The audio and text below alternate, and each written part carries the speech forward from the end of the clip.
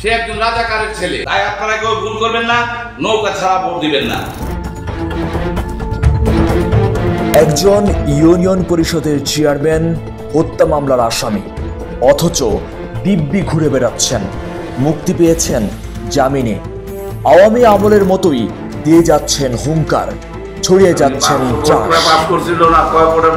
5 আগস্টের পর হাসিনা পালিয়ে গেলেও বহাল তবিয়তে আছেন আওয়ামী লীগের সেই নেতা ও ইউনিয়ন চেয়ারম্যান। বলছি মুন্সিগঞ্জ জেলার সিরাজদি খানের বাসাইল ইউনিয়ন চেয়ারম্যান সাইফুল ইসলাম ওরফে যুবরাজের কথা। নাম যেমনি যুবরাজ, তেমনি চেহারার আড়ালে ভয়ঙ্কর রাজত্ব তার। রাজবনেই ছিলেন আওয়ামী আমলে, আছেন এখনো। একাধিক হত্যা ও ধর্ষণ মামলার আসামি হলেও অভিযোগ আছে জেলার রাষ্ট্রীয় আইনজীবী অর্থাৎ বিএনপি থেকে মনোনীত পাবলিক প্রসিকিউটরের সহায়তায় পার পেয়ে যাচ্ছেন একের পর এক মোটা অঙ্কের টাকার লেনদেনে জামিন মিলছে। সাইফুল ইসলাম যুবরাজের অপকর্মের কিছু সুনির্দিষ্ট তথ্য এসেছে আমাদের হাতে। সেই তথ্যের ভিত্তিতে কেঁচো খুঁড়তে গিয়ে যেন বেরিয়ে এলো অ্যানাকোন্ডা সাপ। ইতোমধ্যে সাইফুল ইসলামের অপরাধের ফিরিস্তি উঠে এসেছে বেশ কিছু পত্রপত্রিকায়। অভিযোগ মিলেছে হত্যার মতো মামলার আসামিকে জামিন দিতে জেলার বিচারকদেরও যোগসাজশ রয়েছে। মোটা অঙ্কের অর্থের বিনিময়ে রয়েছে এই কাণ্ডে। ফলে উদ্বেগ, উৎকণ্ঠা স্থানীয়দের মাঝে।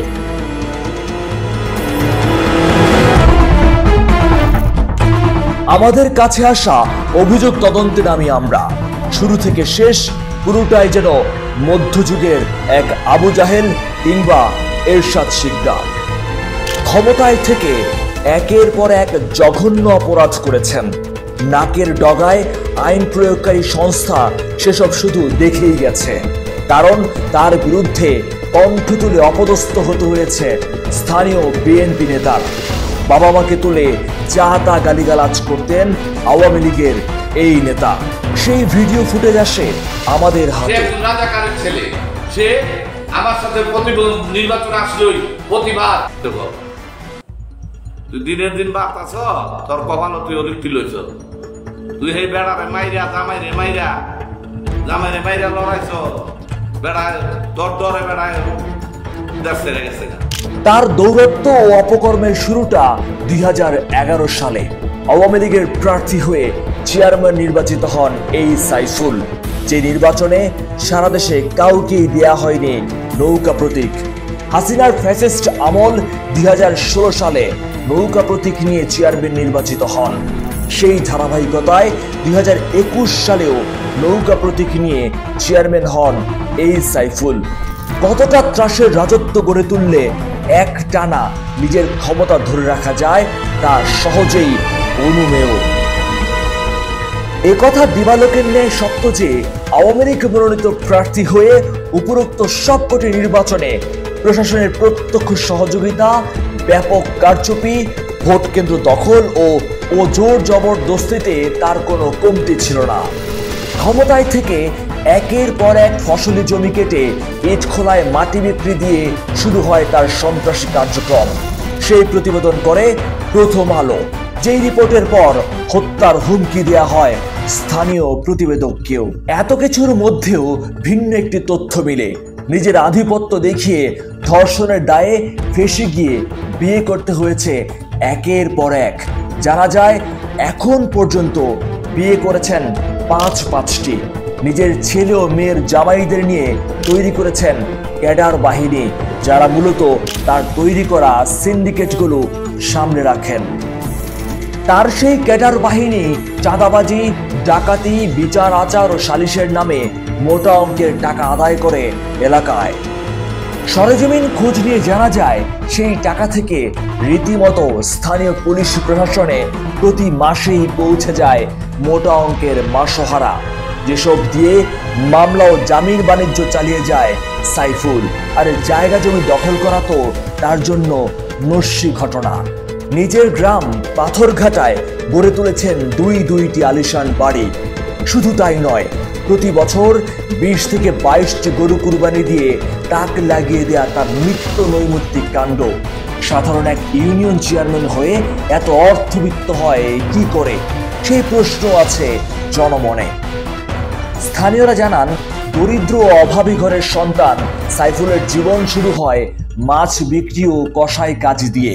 পরে এক পর্যায়ে শুরু করে নৌ ও সড়ক পথে চুরি ডাকাতি, পাশাপাশি চালায় এলাকায় সন্ত্রাসী, চাঁদাবাজি, সরকারি ও ব্যক্তি মালিকানার জমি থেকে মাটি ও বালু লুট করা। চেয়ারম্যান হওয়ার পর প্রতি বিচারে যে বেশি টাকা ঘুষ দিবে তার পক্ষে রায় দেওয়ার অভিযোগ নতুন কিছু নয় তার জন্য। এবার সাইফুলের বিরুদ্ধে গুরুতর অভিযোগ, বৈষম্য বিরোধী ছাত্র জনতার আন্দোলন প্রতিহত নস্যাৎকারীদের অর্থ যোগানদাতা এবং সহায়তা করেছেন প্রত্যক্ষভাবে।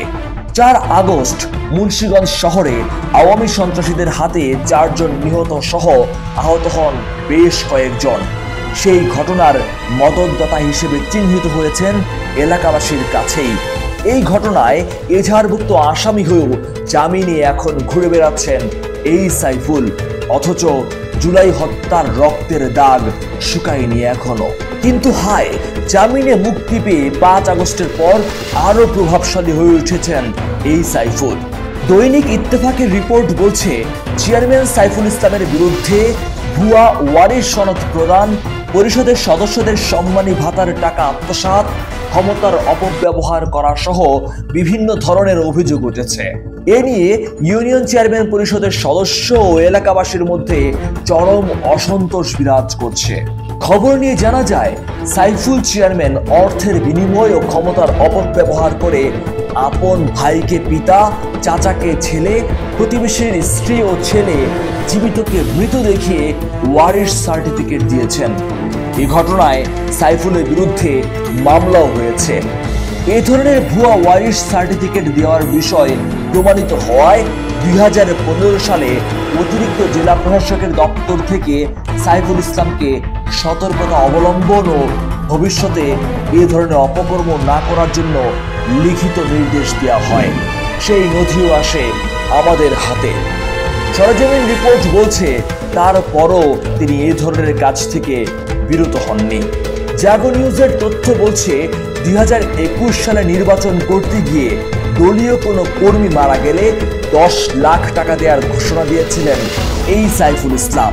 তার এই ঘোষণা নিয়ে অনেক বিতর্ক তৈরি হলেও তোয়াক্কা করেনি আওয়ামী লীগ। আওয়ামী লীগ কর্মীদের লাশ যেমনি টাকার বিনিময়ে কিনে সাইফুল, তেমনি আওয়ামী হাইকমান্ডকেও কেনা তার জন্য পানির মতো সহজ ব্যাপার, যার ফল পরবর্তীতে তাকেই দেয়া হয়েছিল আওয়ামী লীগের মনোনয়ন। এত কিছুর পরও আইন শৃঙ্খলা বাহিনীর নাগালে থাকলেও ধরাছোঁয়া হচ্ছে না কুখ্যাত এই সাইফুলকে। থামানো যাচ্ছে না তার দৌরাত্ম্য। কিসের জোরে তা তো সহজেই স্পষ্ট। তাই জনমনে প্রশ্ন জেগেছে, সন্ত্রাসকে প্রশ্রয় দিয়ে এভাবে আর কি সংস্কার করছে এই অন্তর্বর্তী সরকার?